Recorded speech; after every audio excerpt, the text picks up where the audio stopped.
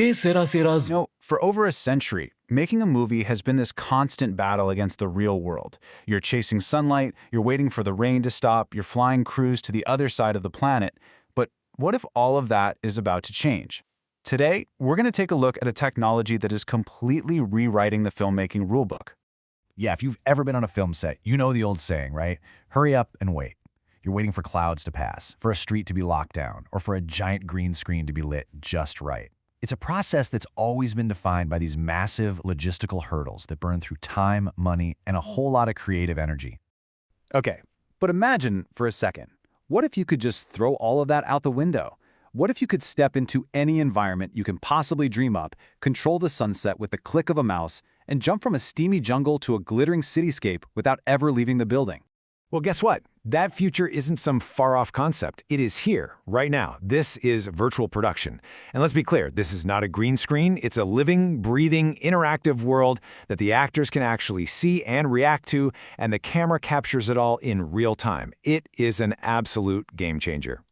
So to really see how this all works, we're going to step inside a truly state-of-the-art facility. This is the KSS Virtual Production Studio in Mumbai.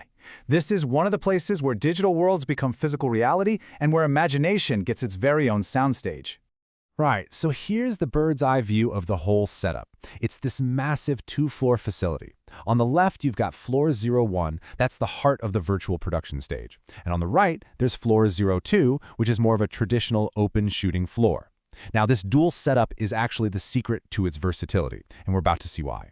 And wow, this right here shows you the magic trick. On the left, you've got the raw, empty stage. It's just a blank canvas.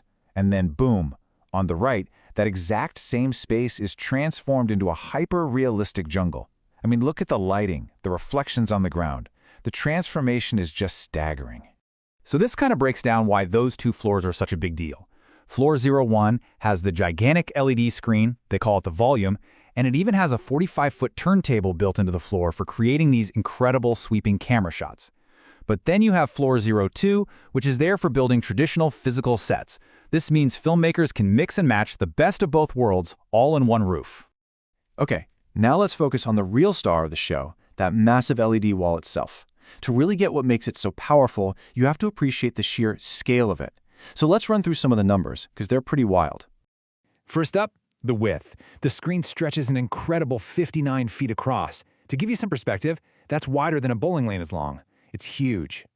All told, you're looking at a total display area of over 1,000 square feet. It's this colossal digital canvas, and it's designed to completely immerse everyone, the cast, the crew, and especially the camera. And filling all that space? Nearly 14.5 million individual pixels. All of them working in perfect harmony to create one seamless, incredibly high-fidelity image. The density of information there is just immense. And here's what that looks like in raw data. This test pattern shows you the screen's native resolution, a massive 6912 by 2112 pixels. This is the kind of detail you need to truly trick the camera into believing that what it's seeing is real. So here's a key technical term that really matters. Pixel pitch. It sounds complicated, but all it means is the tiny little gap between each pixel. Here, it's just 2.6 millimeters apart. Why is that a big deal? Because they're packed so incredibly tight, the camera doesn't see a screen with a bunch of dots, it just sees a solid, believable world. That's the secret sauce. Of course, a screen this big and this detailed needs an absolute monster of a computer to run it, especially when it has to react in real time. So let's pop the hood and take a look at the engine room that's driving this whole magical operation. Yeah, this is the serious, high-performance hardware doing all the heavy lifting. We're talking dual A6000 graphics cards, some seriously powerful Threadripper render nodes, and a really sophisticated camera tracking solution. This is the raw muscle that renders these complex 3D worlds in the blink of an eye. And if all that hardware is the muscle, then the software is definitely the brain. The entire system is powered by Unreal Engine 5. It's this amazing real-time 3D creation tool that's basically building these digital worlds from scratch. It's handling the light, the physics, everything, and it lets the camera move through them as if they were totally real. But you know, a facility like this is about so much more than just the cool technology. It's about creating a complete ecosystem for filmmakers. It's really designed to be a one-stop shop for any modern production. I mean, they've really thought of the whole package. You've got your full studio infrastructure, power, AC, plenty of makeup rooms. Then there's all the cutting-edge virtual tech. You get access to incredible cameras like the Sony Venice right there on site. And crucially, they have an in-house virtual art department to help you actually create these digital worlds. It's the whole shebang. And this quote from the studio really just sums it all up perfectly. It's all about empowering filmmakers, no matter what they're working on, by giving them the most flexible and powerful tools out there today. It doesn't matter if you're making a sci-fi epic or a small indie drama. And that, of course, brings us to the biggest and most exciting question of all.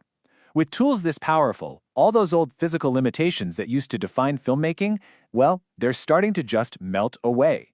So you have to wonder, when the only limit is your own imagination, where on earth will the next generation of storytellers take us? I can't wait to find out. KSS